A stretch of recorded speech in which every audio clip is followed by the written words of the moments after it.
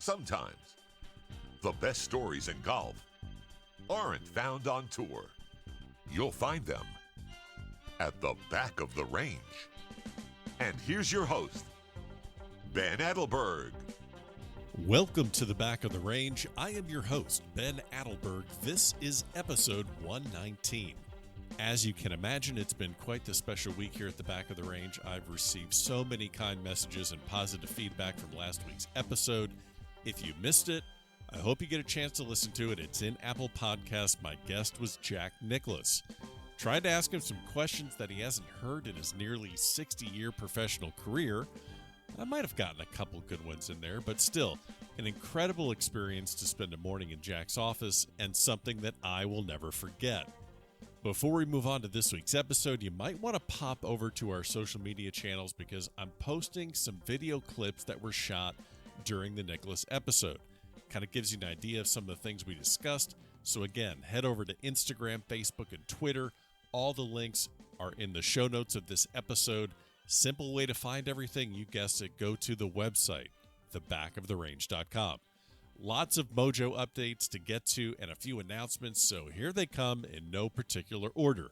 I am getting back on the horse and getting the free Towel Tuesdays posted for you. I have to admit, been a little bit preoccupied with getting some episodes recorded, but that's changing because I'm going to give these towels away every single week to all the listeners. So follow along on social media, watch for posts on Tuesdays, leave some comments, tag some friends, really just trying to get some conversation started. I will reward you and send you a towel so you can rock that on your golf bag. 2 major college golf tournaments just wrapped up earlier this week, Southern Highlands Collegiate in Las Vegas and the Cabo Collegiate in Mexico. The top 10 teams from each tournament all have a legitimate shot at the national championship later this spring. There are only a handful of spring tournaments left before the conference championships, then the NCAA regionals, and then, of course, the national championship. So, at Southern Highlands, the team title went to USC as they edged out Texas by 2. As far as the individual title, in sudden death, Parker Cootie picked up the win over Yushin Lin. Lots of guys in the top 10 are also friends of the podcast. So nice to see Devin Bling from UCLA, Ricky Castillo from UF, all playing well. Down in Cabo, the team title went to Arizona State as all 5 of their players finished in the top 15. Individual title went to Walker Lee of Texas A&M. Lots of teams playing well late into this season. So keep an eye on college golf. As you all know, I'm going to be heading over to the Valspar Collegiate in a couple weeks at the Floridian. Going to see some of the Walker Cuppers that I spent the week with last year at Royal Liverpool. Definitely looking forward to that experience. Congrats to 2 former guests that just got named to the 2020 Arnold Palmer Cup team. As I said, Ricky Castillo from Florida, John Pock from FSU. Both were featured on the Road to Hoylake Series last year, so go check that out. John Pock went undefeated at the Walker Cup and helped the Americans in their come-from-behind victory. I have not spoken with John yet. I'm not sure whether or not he needs me to come to Ireland in July for the Arnold Palmer Cup. It's going to be held at Lahinch. That will be awesome to watch, so congrats to those guys. Can't wait to see what that team's actually going to look like. And finally, the Road to Augusta series is going to kick off next week. We're basically just a month away from the Masters. I want to make sure that all of those episodes are released before the start of the tournament so that you can learn more about the 6 amateurs that are going to be playing in the 2020 Masters. Before we get too entrenched with this youth movement, let's get to this week's episode and introduce you to another Mid-Am that competes nationally and has been playing great golf in the state of Missouri for, well, his entire life.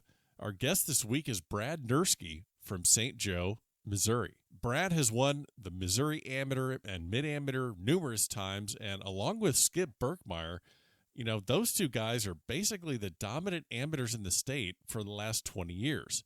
They've partnered up to play USGA state team and U.S. 4-balls together. Brad was also the runner-up in the 2014 U.S. Mid-Am that was won by Scott Harvey. I think y'all remember that episode. So Brad and I had a great conversation. He even threw a little bit of friendly shade over at Skip Berkmeyer. Love that. Let's get straight to this episode. Brad, you're at the back of the range. How are you, sir? I'm great. Thanks for having me on. Absolutely. Well, you know, I've had a lot of Missouri boys on this podcast. You know, Berkmeyer's been on and Holtgreave's been on, and I'm sure there's a bunch of other ones that I still have had on or need to get to in the future, but definitely wanted to talk to you. You know, it's not common that I run across a player, a Mid-Am player that kind of stays in their own hometown. And I just, every time I'm looking at your accomplishments, it always has St. Joseph, Missouri attached to it.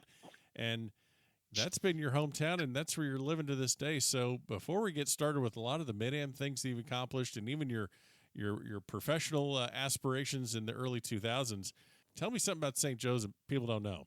To be on the funny side, real quick, it's kind of where the Pony Express started and Jesse James ended. To be honest with you, Okay. And I grew up here all my life since I was born here, and I went to high school and college here, and I've always liked the smaller city setting, I guess you could say, and I've been to some bigger cities in my day, and I've always seemed like the community here is a little more tight knit, and you get a lot more people rooting for you, I guess you should say, and everyone enjoys to watch somebody from a smaller town succeed. Sure. So how did you get into, were you one of those kids that's like, okay, I just play golf and that's just my one sport, or were you just into everything as a kid? Because I think we see a lot of that today where kids get specialized really quick. When I grew up, I think you and I are probably around the same age, early 40s. And Yeah. I remember just playing everything. I mean, basketball, soccer, baseball, golf, tennis. I played everything. Did you play everything as a kid? Yeah, I did. I did not play football, but my dad started me pretty early playing baseball, and I played baseball all the way through my 8th grade year. And my dad said, essentially, you're gonna have to make a decision on what sport you want to play, because they're in the same season here in Missouri. Yeah. Baseball and golf are, and so I chose golf, and luckily that seemed to have worked out. And I also played basketball. I played basketball in high school. I couldn't shoot, but our coach let me play just because I was fast and I would play defense. But yeah, I wasn't the greatest basketball player, so luckily I stuck with golf. Yeah, I didn't play football either, but I could still rack up injuries and just nagging things without having to play football. So I got that going for me. So you start playing golf. I know that you were all region, Benton High School, just basically dominated there. I know you won a lot of tournaments, and then moved on for college, moved to Missouri Western State, which is in St. Joe. So most everyone I talk to does the, acclimating to the college experience, bigger campus, meeting different people. What was it like going from high school to college really in the same city? Did it just feel like an extension of high school, or how much different was it? It was a little different, but it wasn't too terrible for me. Like you said, it was an extension of high school for me, really, because I knew a lot of the professors there. Didn't really get recruited to go anywhere else. Maybe Central Missouri State. I think they offered me maybe a half a scholarship or so, but it turned out that the guy I was working for at the public golf course there, he was the head golf coach at Missouri Western, and he essentially recruited me to Missouri Western, and I didn't really want to go anywhere else, to be truthful. All right, so tell me about college life at Missouri at Missouri Western, because I spent time at the University of Kansas. I've spent time in the Midwest, but talk to me about college life when you're so attached to the city you grew up in. You kind of show everyone around, and you kind of get everyone acclimated to what's going on in your town, and you're kind of like the liaison for people when they come in, and you get to that's kind of the fun part for me, was showing all my new golf buddies or my new teammates that they're, just because it's a little town doesn't mean that it doesn't have something to offer. And sure. And there was plenty of job opportunities here in St. Joe for life after college, and a lot of people move on from college here, but they always seem to come back, and just because I believe it's the tight-knit community around here, and everyone kind of rallies behind the college, especially when it's a smaller college. Now, I'm thinking about all the trouble I got into when I was at KU, because I was away from, parents, and all of a sudden, grabbing beers when you probably shouldn't. It was really easy Oh, to yeah. do. So I hate to go in a dark direction right away and throw you completely under the bus, but let's go back. Some of these buddies that you would catch up with, or some of these friends that you welcomed into St. Joe's. What's the fun part, or what was one of the ways that you guys got in trouble when you were in college? I mean, No, not too much trouble. We're not talking about boosting a car here. I mean, we're just no, yeah. go easy. It's PG-13. But how do tell me about the weekends in Missouri, at school. You're playing on the college golf team. You had tremendous success on the team. Walk me through just a typical dumb college weekend. If it was during a school season, we would do our things on a weekend, and we'd probably start on the golf course, and by the time we turned 21, we'd find a beer or two, and then we'd probably hop to a local bar, or and then find ourselves in a few situations that we probably shouldn't be in, and maybe had to talk our way out of a few things. But that's, again, being in a tight-knit community, a few people to get you out of some things. Yeah, and also everyone knows what's going on. So that is so your coach that recruits you, Mike Habermill. Now this is still your swing coach to this day. Is that right? Yeah, yep. And he's been with me since essentially day one. Wow. So I mean, are we talking like junior golf? He was your coach, or are we talking about just in Missouri? Oh yeah, junior golf. I mean, when I first started, probably 8 or 9 years old, he's had me ever since, and I've never had anyone else to this day. So other than my dad, Sure. helping me with a few things here and there, but it got to the point where the dad couldn't really take it to the next level, and so Mike is always there for me, and he to this day he actually just retired last Monday.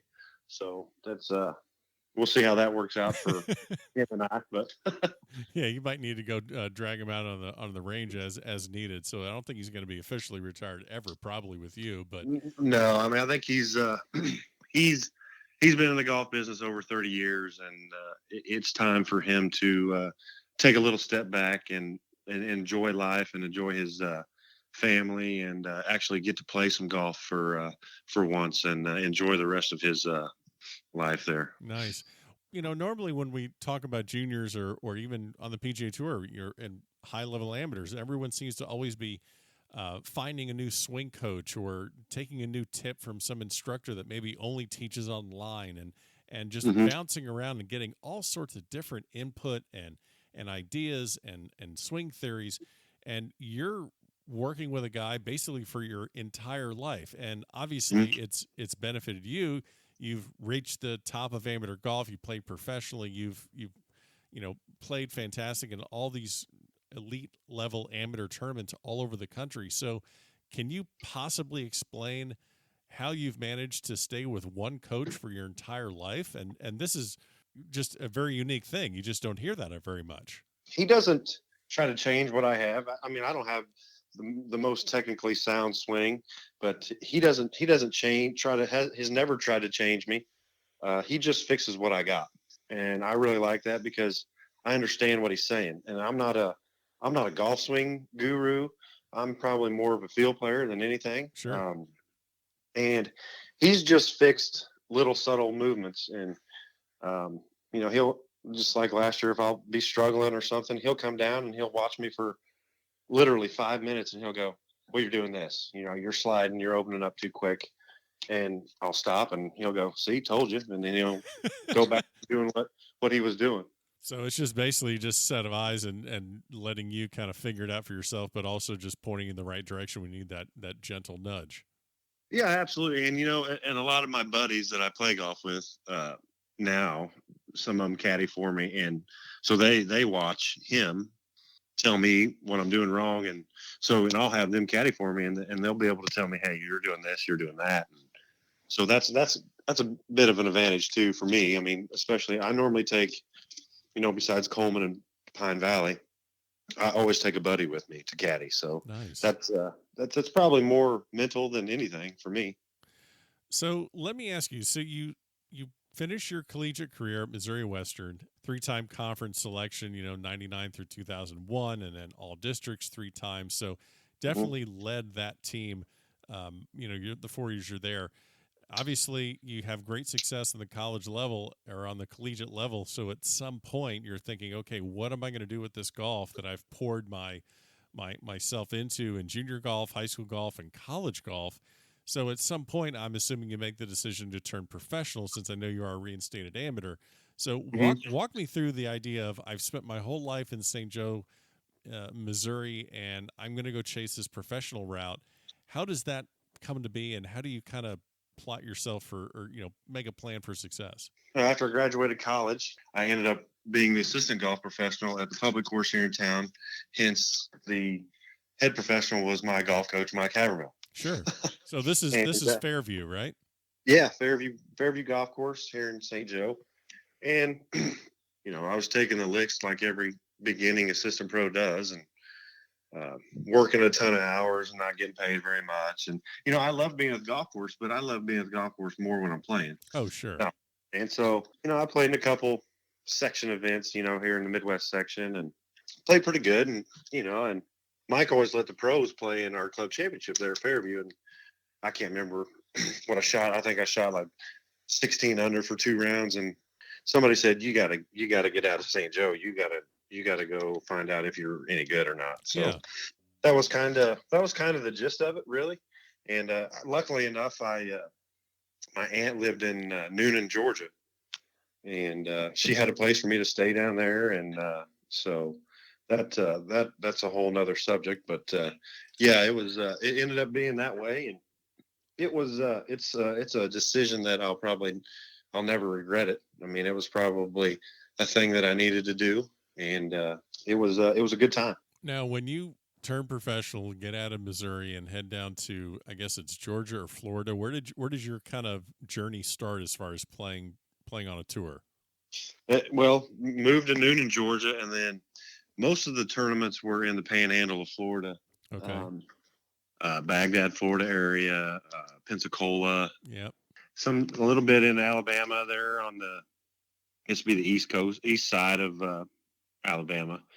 Dothan, Alabama, if I remember that city correctly. I'm just thinking of a lot of places where you were getting some sort of a hotel room or showing up at some golf course and thinking to yourself, what in the hell am I doing here? Oh, yeah. I mean, the first night, I wasn't too keen on picking the right hotel or the right part of the neighborhood to stay. And then, it's not very often you get a metal key anymore for a hotel. And I got a metal key, and I was like, oh boy, this could be bad. Yeah, exactly.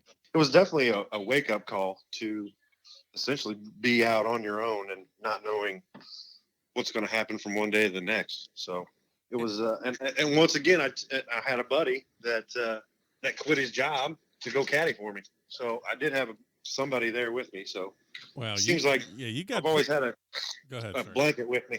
Yeah, I was going to say, you got pretty good friends. If you got guys quitting their day job to go caddy on the mini tours, I mean, that's that. But that had to be a hell of a time, because I mean, I'm guessing you're like 22, 23 years old at this time. Yeah. Yeah. So not to rip off a Band-Aid and expose some old wounds, but, obviously, you're a reinstated amateur, so the professional route didn't pan out.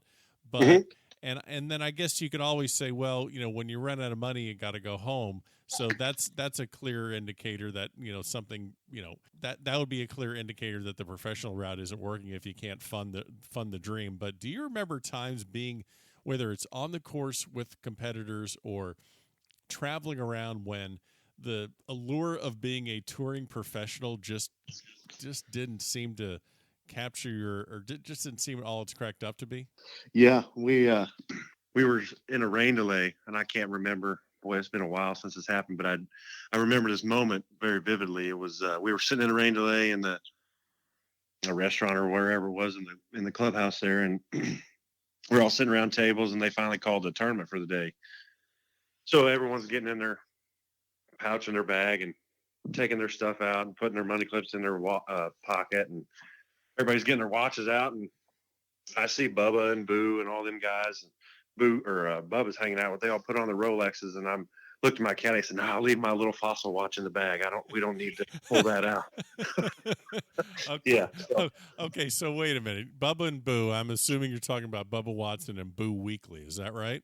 yeah. Okay, so yeah, we can't skip over that. So you're playing mini tour golf with Bubba and Boo Weekly, and they got Rolexes, or where is this happening? Yeah. They had Rolexes. Trust me, I seen it, and that's when I realized that no, I don't need to pull my little watch out. We'll just keep the wrist naked for a while. Okay. Well, it's interesting because, when you think of guys like this, obviously, Bubba's won a couple of Masters. Boo Weekly just kind of appeared almost out of nowhere. Mm-hmm. And then to capture, I believe he won back-to-back Heritage at Hilton Head. So, Mm-hmm. I mean, these are guys. Did something stick out other than obviously the Rolex watches, but did something stick out even on a mini tour like these guys are destined for something bigger than this, or is it just a bunch of guys in the same boat that one of them's going to break through and it end up being them? Bubba probably stands out more than anyone. I mean, he hit it so solid every single time. I mean, people don't think he's a great putter, but I didn't see him miss too many when I was down there playing with him. Yeah. And to get to where his level is now, and even Boo for that matter, those guys don't miss that many putts. They may think they don't make putts, but they make putts. And it was interesting just to watch what they do and how they got prepared. And I use some of it today, but and I use some of my own stuff. But it's okay to rip some stuff off from those guys. They don't mind. They probably don't remember me anymore. Hey, my listeners like ripping stuff off all these great guests that I've been having. So share a little bit of this stuff you ripped off. We'll do this secondhand. I mean, what are some of the things that you've pulled out of their game, or some of the things that you've incorporated that's been successful for you? Because, as I said, one of the most successful mid-amateurs in the country. So, Yeah. I mean, think back. What are some of the things maybe that you incorporate into your game? Bubba and I actually became pretty decent friends, and I think it was a mutual thing because we were both lefties. Of course. And well, I mean, we played a lot of practice rounds together, and Bubba hit the same shot every time. He always hit a cut, and I started trying to hit a cut one day in practice grounds, and he said, "What the hell are you doing?" I'm like, "I'm trying to hit a cut." He goes, "Why? You hit a draw." I'm like, "Yeah, but I need to hit a cut too." He goes, "No, you don't. If you hit the same shot every time, you'll be just fine." So, I to this day, I still hit a draw, and there's some courses I probably shouldn't hit a draw on, but I don't really, a cut's not my go-to shot. So yeah, I just stick with the draw, and we go from there. Okay. Well, that's a great one. So, I mean, you got to know your strength and know what brought you and stick with that. Yeah, absolutely. Yeah. I can't imagine being stuck in a rain delay for 5 hours with Boo Weekly because, I mean, that guy probably. I mean, I actually have a really good Boo Weekly story, which I'll even share real quick. Which probably is so. So Boo Weekly was playing in the Honda Classic this one year down here in South Florida, and a good friend of mine who was actually on this podcast in the first year, Greg O'Mahony, he played mini tour. I believe played European Challenge Tour, but he Monday qualified into the Honda and, missed the cut, but spent a great week down there as his hometown tournament.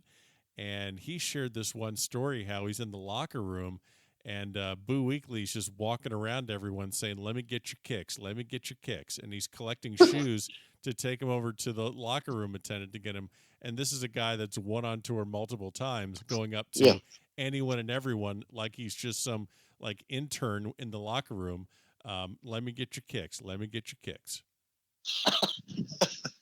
Yeah, he's there's a guy up here, but we just got a brand new simulator here at our golf course, our country club up here. And the guy that kind of runs the simulator during the day, his name is Kevin Fassbender. He's kind of an on and off caddy. He actually caddied for Rory Sabatini for like 11 or 12 years. And, oh, wow. Yeah, he's been caddying for Boo off and on, and actually caddied at Pebble Beach last week for Chad Campbell. Okay. And but Kevin, first time he caddied for Boo here last year, Kevin knew me obviously, and he asked Boo, and he goes, "Yeah, how's that Nurski doing there?" So Boo's got a little bit of redneck in him. So. Oh God, really? You think? That's why when you said Boo Weekly's wearing a Rolex, I'm like, look, if you're going to start lying to me on my own podcast, I mean, come on, we got to talk about this. I mean, geez, I mean, is he still wearing all that? Well, he came on when he was always wearing rain pants because I think he was allergic to some sort of a material or something. I don't know that story, but yeah, he is definitely a different breed. When you're riding your driver down the middle of the fairway in the Ryder Cup, you definitely got something different about you. Well, that'll never be forgotten. So you get your amateur status back, and obviously you got to get a job. And now we get to the part of the episode where things, gosh, I can't believe I'm going to do this, but things might go off the rails. You see what I did? You see what I did there? See, yeah, a little pun there. I got you. Okay, just making sure you're paying attention. So that's a horrible joke, but we're going to go with it anyway. So you come back to St. Joe, and we got to get a job because the pro career, you're not going to be on the PGA Tour. You get your amateur status back, but what is your day job that you got and that you still have to this day? I got back in town, I was kind of struggling and had a couple buddies that were working construction. They got me into that, and by no means am I a carpenter, so I got out of that. So my best friend, and we played high school golf together all the time, and basketball in high school, and he worked for the railroad, BNSF, and his dad worked there for 30 plus years, and he goes, well, we can try to get you on here, and and lo and behold, I got a job at BNSF, and I've been there for 17 years now. So when I think of someone working for the railroad, and this is terrible of me being just some city slicker down here in South Florida, just surrounded by, just basically palm trees and beaches. So explain to me exactly, other than me just getting frustrated when I get stuck at a railroad crossing or the tri-rail, what am I missing? Like, what's your job at the railroad? I'm a conductor, a certified conductor. When they hire you, you go through a 13-week training program that essentially covers every single thing that the railroad can throw at you, except there's few situations that they just can't cover. But sure. So 13 weeks, and when I first started out, I would work in Kansas City, Missouri, and I would be on call 24/7, and that's kind of how it starts out for any new hire that gets a job there, and so on and so forth. And once you get a little time in, then you can catch a train. You'll take it from Kansas City to Lincoln, Nebraska, and then you'll catch one and come back and just keep doing that, and then but now thankfully I have a little seniority under my belt. I get to work from home every day, go in at 6:30, and I'm off by 2:30, and I get to be home every day to see my family. And so my official title as we speak right now is a switchman.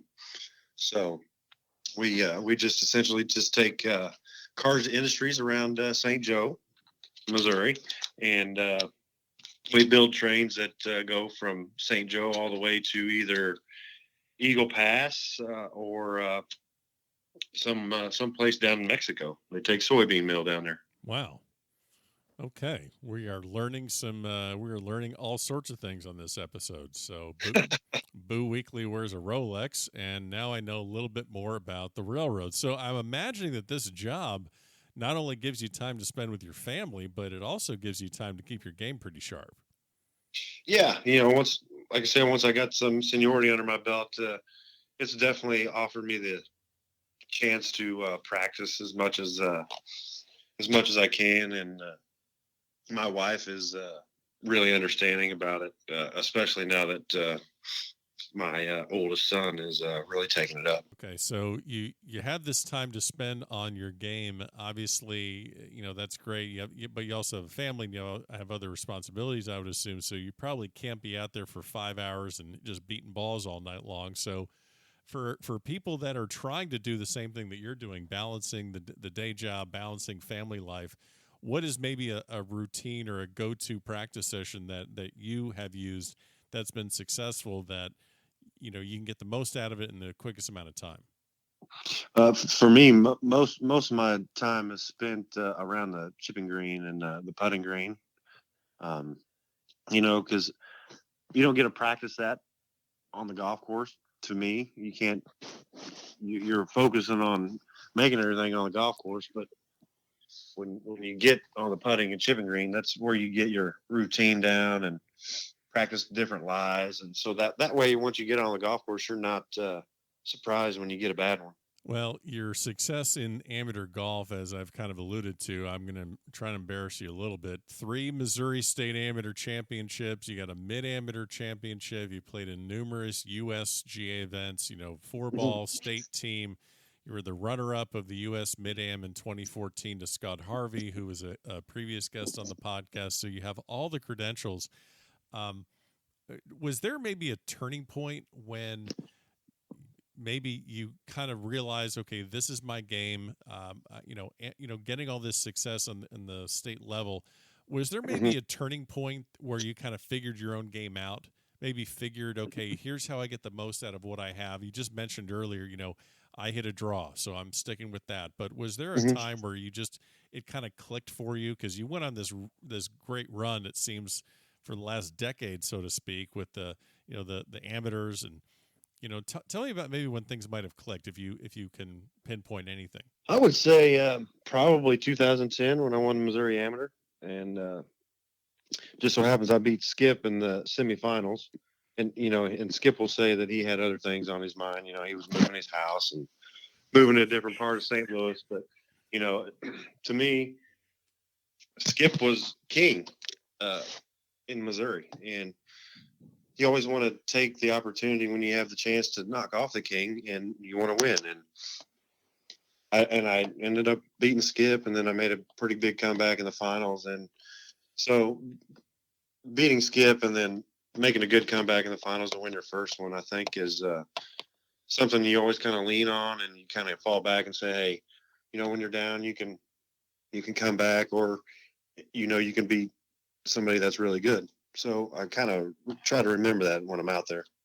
Yeah, and you mentioned, so this is Skip Berkmeyer that you're speaking of. This is, like you said, I would imagine that him and Tom, Missouri, Tom Watson, and obviously Jim Holtgreave, these are guys that really at the top of, amateur golf in the state of Missouri.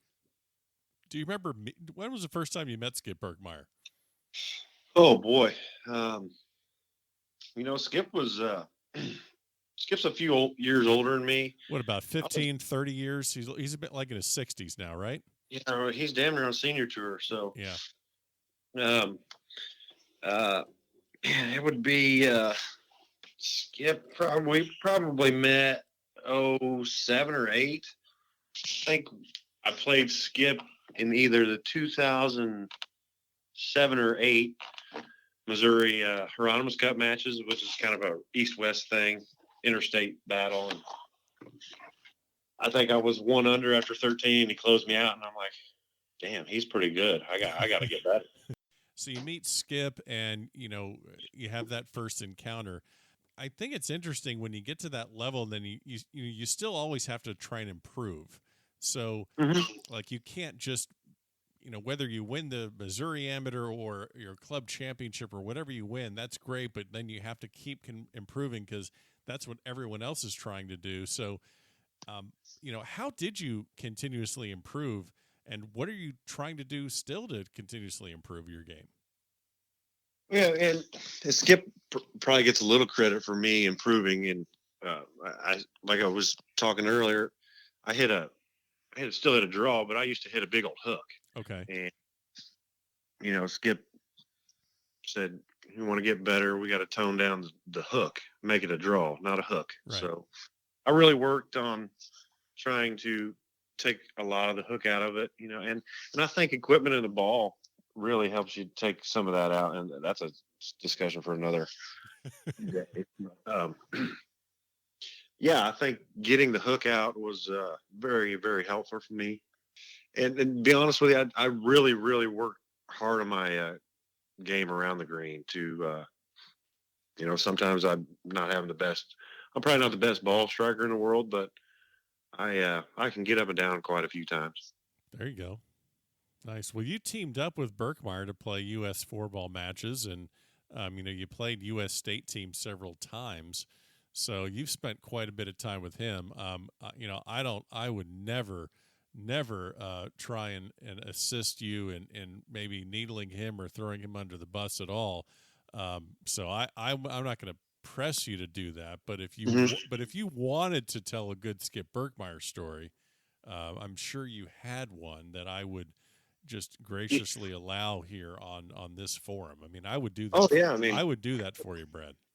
Yeah, that'd be great. I mean, how many do you want? I mean, all 50 of them, or you just want one good one? I mean, I have plenty of recording space on the hard drive. Just got a new one, so we have at least 9 or 10 hours worth of space for you to just unload all that you want to. But I'll let you make that decision. One of the best ones is he has got to be the worst rental car renter of all time. Oh, this is great. I love this. Yeah.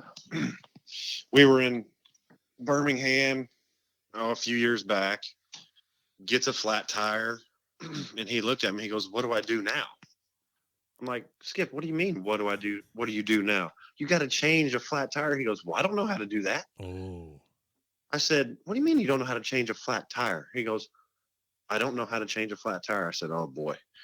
I said, "Skip, when we get to Alan's house," we were going to Alan Koshat's to have dinner. Uh-huh. And I said, "When we get there, I'll show you how to change a flat tire." He goes, "No, can you just do it for me?" I'm like, "No, you need to learn. You're a 40-year-old man. You need to learn how to change a flat tire." This is a Midwest guy that doesn't know how to. I mean, I know how to change a flat tire, and I'm a city boy. I mean, I'm a Floridian. I mean, that's bad enough, but I'm just saying. Yeah. So well, Skip. Yeah, so we get there, and Skip parks the car in the wrong spot to change the tire. So Skip, you got to turn around and do all this other stuff. And it just so happens that Alan Koshat's there and Patrick Kristovich is there. Oh gosh, Kristovich is there? Yeah. Oh, Kristovich was there. I mean, he's got pictures and Skip. Oh boy, it's Skip has still probably not heard the end of it for that one. And I think it was a year later, we were headed over to Koshat's house, and he got in a wreck in the rental car, and Alan's neighbor had to come out and take the dent out of a bumper for Skip because he didn't know what to do about that. Skip got in a wreck at LA with a rental car.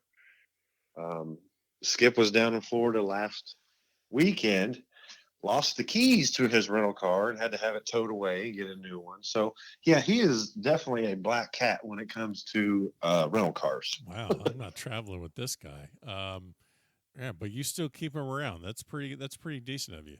Yeah, he's been pretty good to me, and I'm pretty grateful. Yeah.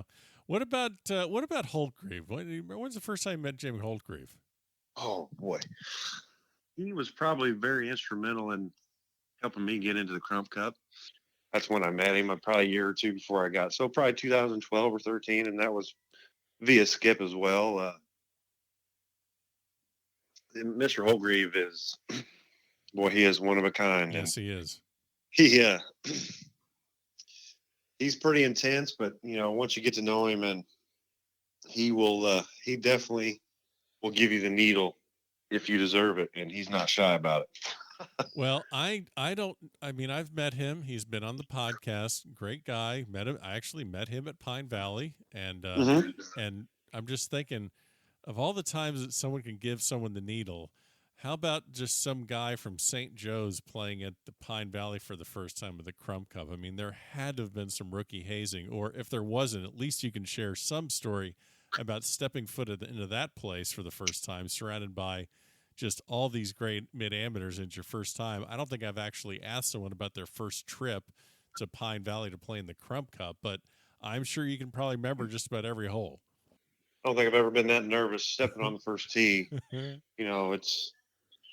don't feel it in the practice round because you're just playing golf in the practice round with your buddies, and the first hole is unbelievably hard at Pine Valley, and yep. I can't remember what I made, probably bogey, but it just so happened I got rid of the jitter somehow and was medalist my first year out there. So once you make the top 16 of the Crump Cup, everybody's really, really good. And I got waxed by Patrick Carter from West Virginia. I ended up staying the whole time to get the full experience and playing in the they have a little alternate shot deal there the last day. And I think I played with Geronimo Esteve. Yes. From Puerto Rico. And that was fun. We had a good time. And that's what that golf tournament's good for. You get to meet people and you get to see people that you don't normally get to see. The Mid-Am thing is it's a pretty tight-knit group, and we have a bunch of good guys out there. Well, it's funny, you're bringing something up I actually was going to ask you about. You've it's one of those things that's so great about this game, especially the amateur side, is the camaraderie. You've won all these championships and gotten to play these great courses all around the country, whether it be down here at Seminole for the Coleman or the Crump Cup at Pine Valley. But I'm guessing the relationships that you're building is something that goes far beyond just any trophies or any sort of a souvenir you get from playing these courses. I know this is gonna be a tough one, but if you got to go on a golf trip, like a overseas golf trip to St. Andrews or something, and you got to put a foursome together. I mean, barring any sort of you can't exclude Skip, because I'm going to get you guys a van, so that way you don't have to worry about anyone driving. But so who do you take on that trip, and where do you go? Are we counting Skip or not counting Skip? You can bring Skip; it's fine. Oh, right. Well, definitely Skip. Oh man, this is gonna be. Somebody's going to get mad at me. That's the whole point of this question. Yeah, I appreciate it. I would say Skip, Alan Koshat, and probably Todd Mitchell. There you go. So, yeah, Todd's we're all kind of like Midwestern guys, and Todd's a great athlete, and his swing is just good to watch, period. So I think we'd have a good time doing something like that, and it would be fun to see Skip try to drive over there. That's wrong side of the road. You guys are you guys aren't coming back for a loop. Mm-hmm. You guys aren't coming back. Yeah, he would be bad for Skip over there. All right, let me see if I can get you in a little bit more trouble. The distance report just came out by the USGA, and I know that is a really hotly contested topic around. I mean, everyone has an opinion, I think, or a lot of people have opinions, and I've spoken to people that are close to the PGA Tour or close to players in the PGA Tour, and they obviously don't want to see anything go away. And I don't think as far as distance goes, and I don't think the manufacturers of golf balls and golf equipment want to have any restrictions on what they're able to do. Is it something that really affects you? I mean, you're in your early 40s and you're playing Mid-Am. For the most part, I'm assuming you're playing Mid-Am golf. I don't think you're playing 74 and 7,500 yard golf courses. So, is it something that is really something that you feel strongly about, or is it just whatever happens? If they roll the ball back, or they take something away from the clubs, I in my opinion, I just don't agree with it. I mean, nobody wants to go watch somebody putt. Everyone wants to go watch the big boys hit the driver. Yeah. They want to see it go a long ways. Who cares if they're making a bunch of birdies and hitting it out of the rough? I mean, I think I seen Webb Simpson say something the other day about, if you want to make it harder, don't make the fairway so wide and make the rough taller. I mean, yeah, that's, if you're 80 yards out and you got 5 or 6 inch rough, you're not going to be able to stop the ball regardless of where you're at. So, especially in a USGA event. I mean, USGA events like landing on the street. I mean, the greens are rock hard. Well, and actually, I've always kind of thought that, like, you look at some of these shorter courses, and there's, if you put a wedge in anyone's hand, it doesn't matter how far the ball goes. These guys are so good from 125 yards and in, and they putt so good, and also the greens are so pure that there's going to be low scores. So.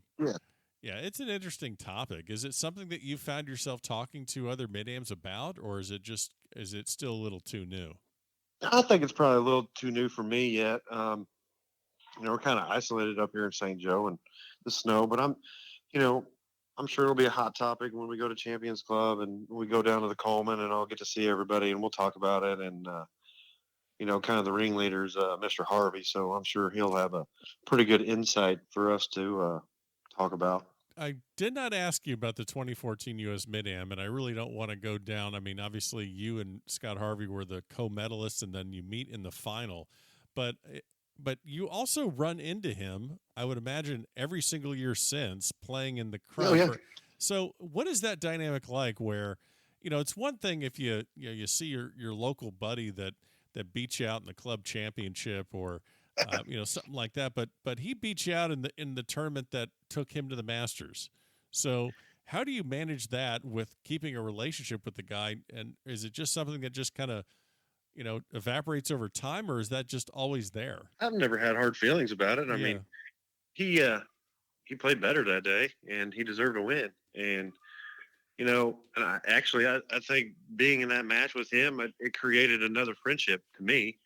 And we've always talked, and we've sat down a few times and talked about the match. And he's even said himself that he thinks he counted 5 or 6 putts that lipped out on me that could have went in, it didn't. But and that's the way it goes. And I was okay with it. He was a very gracious winner, and to this day we always talk, and we'll send each other some notes back and forth on Twitter or whatever the case may be. And it's just great to have another friend like that to discuss big time mid-amateur stuff, and hopefully we'll get to discuss this new East-West matches he's coming out with. Yeah, that's going to be at Merrido. That looks really interesting. I want to finish off on one thing is, kind of tying it back to St. Joe. I think it really kind of exemplifies just, your kind of entire journey in the game. And you mentioned learning the game at Fairview, which is a, public course. It's a muni course. And I believe it probably tips out at what, like 6,300? Yeah, maybe. Yeah. They might have put a couple par 3 tees in there that make it 64. Okay. Max. So this is the place where you learn the game, and then you recently, just a couple of years ago, get inducted into their Hall of Fame. I think there's just probably a couple dozen that are in that Hall of Fame. I try to stay away from the question of how did that feel? Normally, because it's me asking you that about winning a tournament, and of course, obviously winning a tournament, that feels great. But when you look back at where you started, and then you're getting inducted into the Hall of Fame of the course where you learned the game on, I mean, that day had to have been pretty special. It was. There was a lot of people there for the ceremony, and I got a little choked up. My family, my in-laws, my mom and dad, and my kids were there. And just to see your kids start to want to play golf, and then you get to kind of throw back to where you all started. And it was kind of a surreal moment, really. And we got to take pictures with some of the older guys that were there before me, and I wanted pictures with all of them, and I was slowing everything down because I wanted all the pictures. That's awesome. Yeah, my teacher and coach was there, and he introduced me with the speech and everything. So it was a really special evening, and then they have a little 9-hole shootout after that, and I end up winning that too. So it was kind of a capper for the night, and somebody took an awesome picture of, I think it was my son would have been 5 then. He wanted to walk down the first fairway with me, and they got a picture of us holding hands walking down the fairway. So that I got that picture hanging in my basement here, and that was a pretty special deal. Well, this has been a lot of fun. I know you're prepping for the 4-ball in Houston. And then I know that you are going to be down this neck of the woods playing in the Coleman in April, and then obviously a great summer schedule that you're probably gearing up for. Best of luck to you throughout the summer, and glad we're able to catch up, and thanks for coming by the back of the range. No problem. I appreciate it. Glad to be here. And there you have it. Special thanks to Brad Nurski for joining me this week here at the back of the range. Don't forget, lots of new episodes. We have the Road to Augusta series starting next week. We're going to have tons of other episodes. So make sure you're following along on Facebook, Twitter, and Instagram. Everything you need. Every episode is available at thebackoftherange.com. We'll see you again next week for another episode here at the Back of the Range.